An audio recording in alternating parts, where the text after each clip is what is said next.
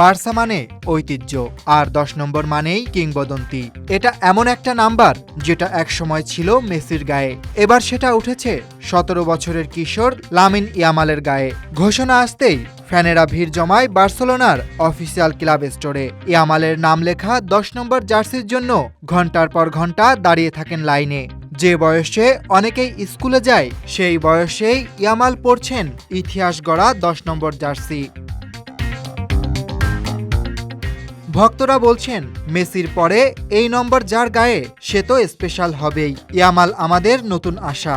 এক ভক্ত বলেন, লামিন গত মৌসুমেই প্রমাণ করেছে ও কতটা প্রতিভাবান, তাই 10 নম্বরের জন্য ওই যোগ্য। তাই আজই জার্সি কিনতে চলে এসেছি। মাত্র 17 বছর বয়সেই ইয়ামাল জিতে নিয়েছেন ভক্তদের আস্থা। বার্সা ও স্পেন দুই জার্সিতেই ছিলেন বেশ নজরকাড়া, আর এখন ক্লাব তাকে দিয়েছে সবচেয়ে বড় দায়িত্ব, নম্বর 10।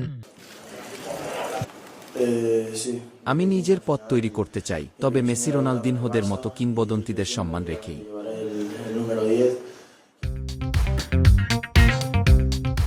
10 নম্বর একটা নাম, একটা চাপ, একটা স্বপ্ন।